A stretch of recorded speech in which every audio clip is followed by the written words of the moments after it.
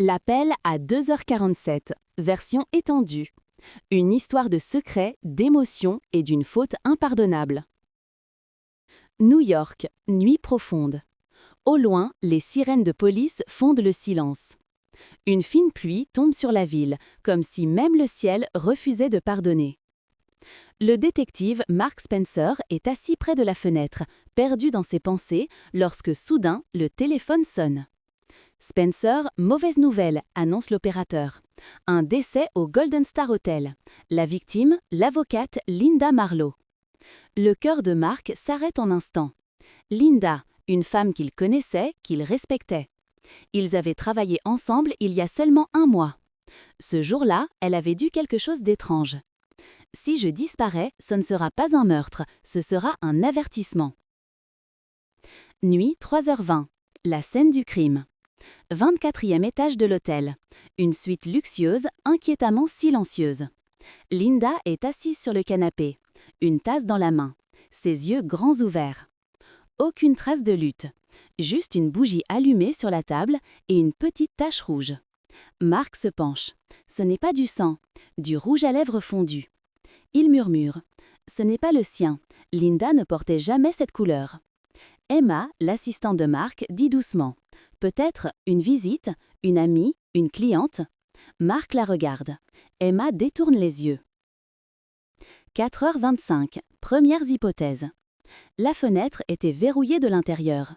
Les caméras n'ont montré personne entrant ou sortant. Sauf une image, à 23h45. Linda entre dans sa chambre et derrière elle, une femme en manteau noir dans l'ascenseur. Dans l'angle, un reflet. Des cheveux blonds. Linda avait les cheveux noirs. Mark respire profondément. Cela veut dire qu'elle est encore dans cet immeuble. 5h10, cause du décès. Médecin légiste, empoisonnement au cyanure. Mais pas n'importe lequel. Un poison qui ne devient actif qu'au-delà de 60 degrés. Autrement dit, inoffensif dans une boisson froide. Mortel lorsque la pièce se réchauffe. Mark regarde la bougie. Le coupable connaissait ses habitudes. Elle boit du thé, elle allume une bougie. Le poison était préparé, ce n'était pas une vengeance, c'était un jeu psychologique. Le dernier message. On trouve son ordinateur. Sur l'écran, ces derniers mots. J'ai découvert la vérité. Ils ne se tairont plus, mais moi non plus. Emma lit à voix haute. Ils? Qui sont-ils? Mark ne répond pas. Il vérifie les derniers appels de Linda. Le dernier numéro, R. Lorne. Mais Richard Lorne était à Londres cette nuit-là, donc ce n'était pas lui. Un tournant psychologique. Emma finit par parler. Tu sais, Linda t'aimait bien, Mark. Quand tu n'étais pas là, elle parlait de toi. Elle disait « Mark me protégera ». Mark reste immobile. La voix d'Emma tremble. Mais elle ne m'a jamais respectée. Pour elle, je n'étais qu'une ombre, jamais son égale. Ses lèvres tremblent. 080, le dernier indice. Mark prend un petit miroir trouvé près de la bougie. Il l'avait déjà envoyé au laboratoire. Le rapport revient. Le reflet montre une femme portant une boucle d'oreille en forme d'étoile. Mark se fige. Emma porte les mêmes boucles d'oreilles. Elle les portait aussi la veille. Emma, tu ne peux pas nier que tu étais ici. Silence, puis un sourire faible. Elle s'est moquée de moi, Mark. Je lui ai confié mon secret et elle a ri. Les larmes lui montent aux yeux.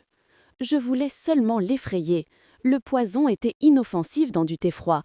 Elle devait apprendre une leçon. Mais elle a allumé la bougie.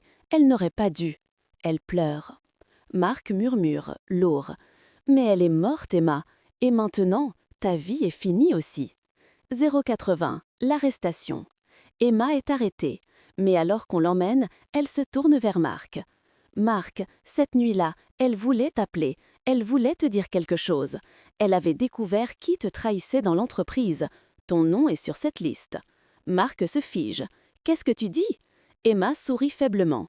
Elle avait peur de toi, Mark, parce que toi aussi, tu as pris ta part dans l'affaire Glasscase. Tu en fais partie. Les mains de Mark tremblent. 030, fin mystérieuse. Des heures plus tard, Mark est seul dans son bureau. Il rouvre l'ordinateur de Linda et trouve un dossier caché. Nom du dossier, Mark _ Spencer transfert. À l'intérieur, des preuves de transferts illégaux, ses propres transferts. Il ne dit rien. Dehors, les sirènes retentissent encore. Il allume une bougie. Sa flamme se reflète dans la vitre, comme dans les yeux de Linda autrefois. Il murmure. Alors, Linda avait raison. La flamme vacille. Marc ferme lentement les yeux. À côté de lui repose une tasse. Le thé qu'elle contient est encore chaud.